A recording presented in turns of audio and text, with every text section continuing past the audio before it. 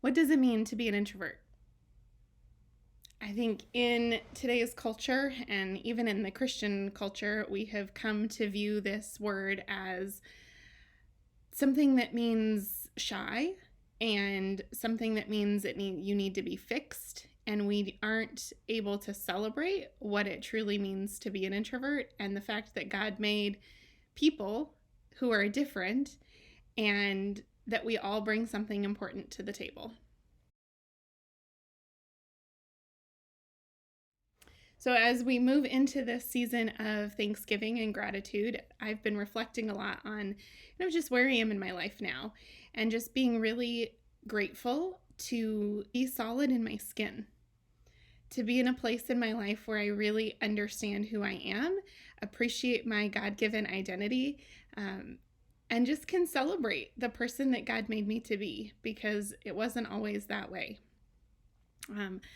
I self-identify as an introvert, and one of the things that radically changed the way I understand introverts and myself was a few years back I read a book called Quiet by Cain, and she did an incredible job of unpacking what that word means, both introvert and extrovert, though the book specifically talks about introversion, and that it's not just about kind of how you interact with people, but it's really about how you as a person process stimuli, process the world around you, what comes in, what goes out, and how as an introvert you have a lot already going on inside, a lot of thoughts, a lot of feelings, and so when you have more input coming in, it's draining.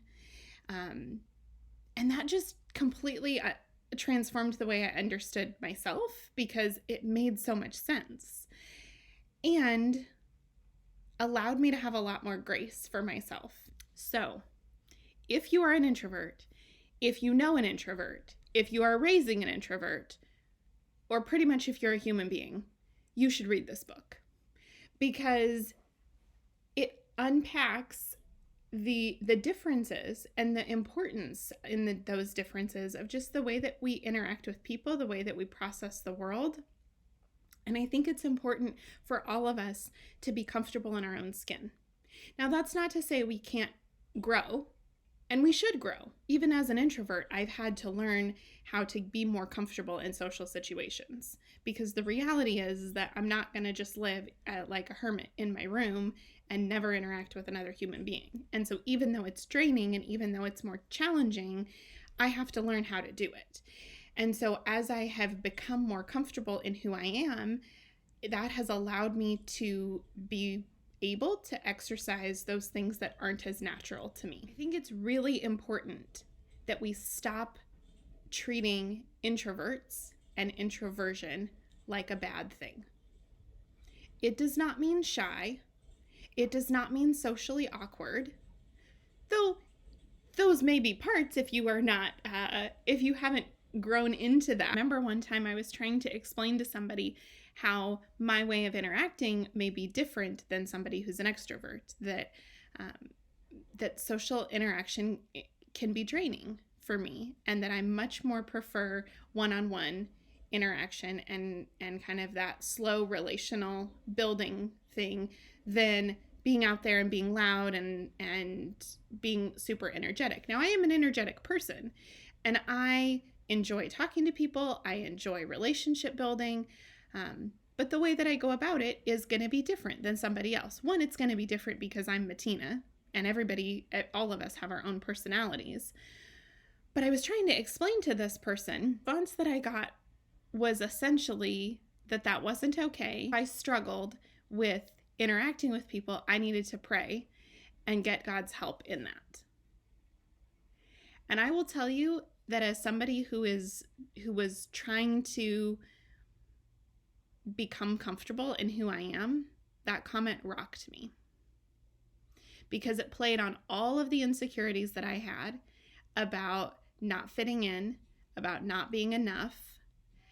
And the reality is that I wasn't even asking somebody's opinion. I was simply explaining, like, hey, this is who I am, and if you see me being this way with people, this is how you might be able to understand it. But we need both introverts and extroverts. And I think it's really interesting because one of the things I've often heard about myself, but also about introverts in general, is this need to grow outside your comfort zone. Like, you might not like being around a lot of people, but you just need to learn how to grow outside your comfort zone. And I find it really interesting that that same advice is rarely given to extroverts. They're not told, hey, we know that maybe sitting in silence or sitting in quiet spaces or being alone is maybe more uncomfortable, but you need to learn how to grow and be outside your comfort zone. So if we are going to ask people to grow, which is important, and we should, it needs to be reciprocal. It needs to be both groups of people. And granted, I am very much stereotyping and generalizing these groups of people, and I understand that.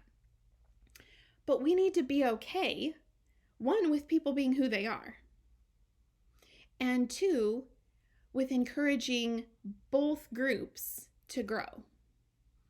And I think it's super important as we go into this holiday season and things get busy and there are lots of social events that we recognize and honor what introverts need.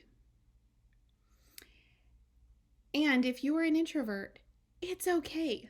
Celebrate who you are. Be grateful for who God made you to be.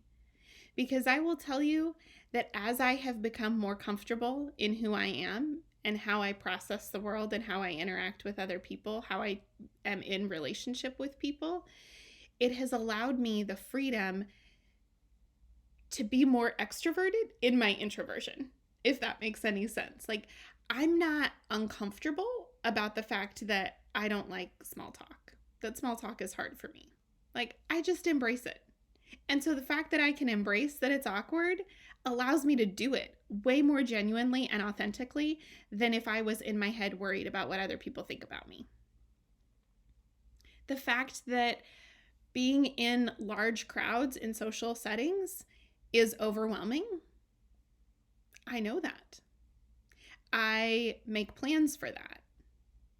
Now, it doesn't mean that I don't like being around a lot of people. And it doesn't mean, again, that I'm shy. There have been opportunities for me to speak publicly in various settings, and that's something I really enjoy. I feed off of that energy. But there are people who will ask me, well, are you okay with that? Are you okay being up on stage? Because I know you're an introvert, and that's probably really hard for you. Well, actually, no, it's not. Something I really enjoy. Because people don't always understand what it means to be an introvert. What it means for me is that large social gatherings can be a drain on my energy. It doesn't mean I don't enjoy them, but it's a drain. It's not a life-giving thing, even though there may be life-giving moments within that. It also means that doing small talk is hard. I much prefer to sit down with somebody for an hour and have coffee and go deep and chat than to do kind of those small introduction things at a large party or a large gathering. For me, it also means that I like to know what to expect. And maybe that's a little bit of my social anxiety combined with my introversion.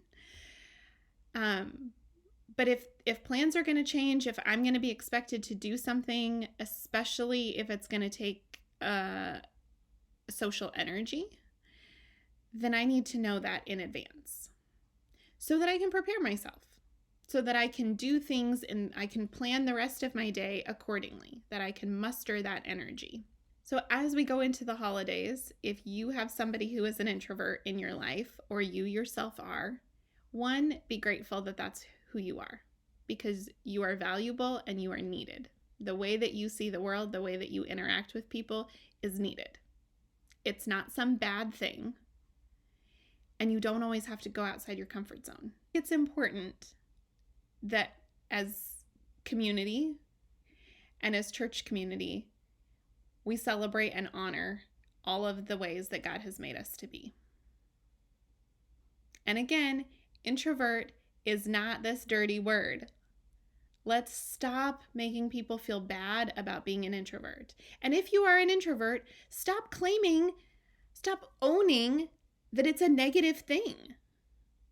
Like, that's who you are. Own it. Be excited about it. Recognize the power in it, because you bring something incredibly valuable to the kingdom of God. You see things in a different way. Often introverts, and again, I'm generalizing, but often introverts are able to see other people who feel unseen. And that's an incredibly important part of reaching the kingdom, of reaching people. So we need all of the ways that God has made us to be. Don't discount somebody. Don't discount yourself just because you maybe don't fit the mold. And let's stop assuming we know what introversion is. Read the book, people. Read the book. It will help you. It will open your eyes to so many more pieces of introversion than just social interaction. Today, I'm grateful for being an introvert. I'm also grateful for the ways that I have grown as an introvert. The ways that I am way more comfortable in my own skin. Just last week, we held a Nerf Wars game at the school that I work at. And I would never have participated in something like that before. Partly because, as you may have seen in other videos, I spent a lot of my life being overweight and not being comfortable in my own skin. I also struggled with social anxiety, still do to a certain extent. Struggled with what people think about me, struggled with feeling like I don't fit in. But a lot of that was because I didn't really understand all of the parts of me. And one of those parts is being an introvert. But that doesn't mean that I can't have fun and play Nerf Wars in the gym with my students. It was so much fun. But it was fun because I got to just be me. And I'm okay being me. We spend so much time beating ourselves up. Whether that's being unhappy with a certain way that we look, or being unhappy about our circumstances in life, or digging into the hard work that is growth. And that's good, and it's necessary, and it's hard. It's also important to be able to be grateful for who you are. And don't be putting those introverts down, because we bring something special to this world.